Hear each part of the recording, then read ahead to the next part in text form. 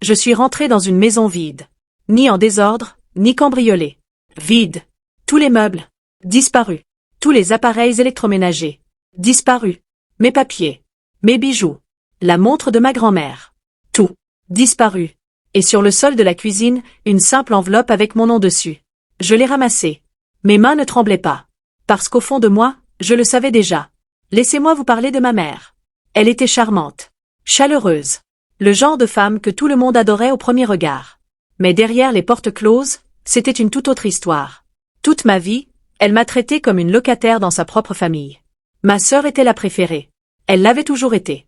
C'était moi qui payais les factures. Qui réglait les problèmes. Qui restait silencieuse. J'ai acheté cette maison à 28 ans. Seule. Avec mon propre argent. Mon eau. Mon crédit immobilier. Tout. Mais ma mère l'a appelée « notre maison » dès le premier jour. Je l'ai laissé faire. Parce que c'était ma mère. C'était la seule erreur que j'ai jamais commise. L'enveloppe contenait une lettre. Écrite à la main. L'écriture cursive de ma mère. Nous avions besoin d'un nouveau départ. La maison était devenue étouffante. Nous avons trouvé mieux. Ne complique pas les choses. C'était tout. Pas d'adresse. Pas de numéro de téléphone. Pas d'excuses. Juste, ne complique pas les choses. Je l'ai lu 2 fois. Je l'ai plié soigneusement. Je l'ai mise dans ma poche. Puis j'ai passé un coup de fil. Pas à ma mère. Pas à ma sœur. À mon avocat. Voici ce qu'ils ignoraient. 6 mois plus tôt, j'avais commencé à sentir que quelque chose n'allait pas. Ma mère n'arrêtait pas de me poser des questions sur la valeur de la maison. Elle me demandait sans cesse si j'avais fait un testament. Elle me demandait sans cesse ce qu'il adviendrait de tout si quelque chose m'arrivait. Je pensais qu'elle était simplement anxieuse. Mais un soir, j'ai trouvé quelque chose sur mon ordinateur portable. Un historique de recherche qui n'était pas le mien. Comment transférer la propriété d'un bien immobilier? Un membre de la famille peut-il revendiquer une maison? Qu'est-ce qui constitue un abandon de propriété? J'ai fermé mon ordinateur portable et suis resté longtemps assis dans le noir. Le lendemain matin, j'ai appelé un avocat et j'ai fait 3 choses. 3 choses très précises. Et puis j'ai attendu. Le dépôt de plainte a été effectué dans les 24 heures suivant la découverte de la maison vide. Vol qualifié. Effraction. Soustraction illégale de biens. Chaque objet emporté avait été photographié et répertorié 2 mois auparavant. Numéro de série. Facture. Document d'assurance. Tout était catalogué. Tout était prêt. Mon avocat a envoyé une mise en demeure à leurs 2 numéros de téléphone dans les 48 heures. Je ne les ai pas appelés. Je ne leur ai pas envoyé de SMS.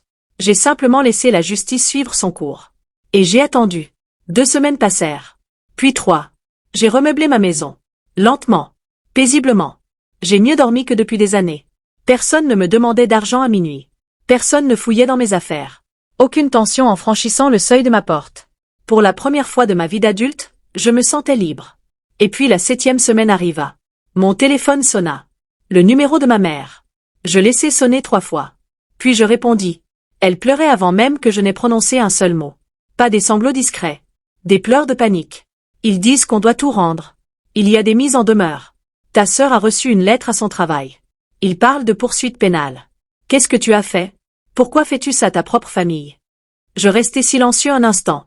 Alors j'ai dit. Maman, tu as pris mes meubles. Tu as pris la montre de ma grand-mère. Tu as pris 11 ans de travail, on a construit tout seul. Et tu m'as laissé un mot? Ne me complique pas la vie. Elle a répété mon nom. Sans cesse. J'ai dit. J'attendais cet appel. Silence. Ce silence qui signifie que tout venait de devenir réel. Ma sœur a appelé 4 minutes plus tard. Elle était plus en colère. Plus forte. Elle a dit que je faisais honte à la famille. Que j'étais froide. Qu'aucune personne normale ne ferait ça à sa mère. J'ai attendu qu'elle ait fini. Puis je lui ai posé une question. Où est la montre de grand-mère? Elle s'est tue. Cette montre m'a été léguée.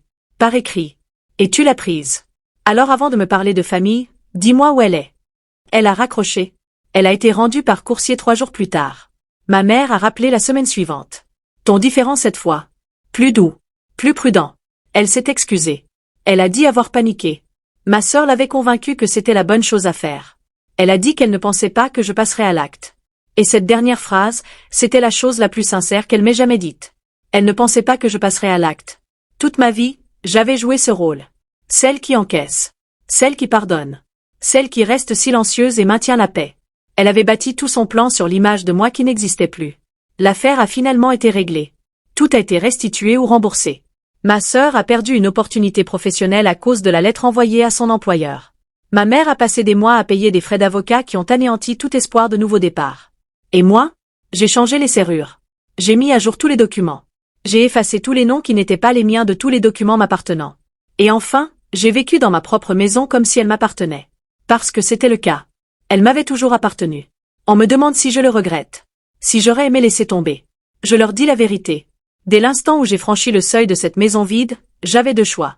Je pouvais pleurer, appeler, supplier, pardonner et laisser cela se reproduire. Ou je pouvais leur montrer clairement et définitivement qui j'étais devenu. J'ai choisi la seconde option. Et je la choisirai encore. Elle a rappelé une dernière fois. Des mois plus tard. Elle a dit espérer que j'allais bien. J'ai répondu. Oui, je vais bien. Vraiment. Et je le pensais sincèrement. Ceux qui comptent sur votre silence sont toujours les plus surpris quand vous finissez par parler. Ne restez pas silencieux pour préserver une paix qui n'a jamais vraiment été la vôtre.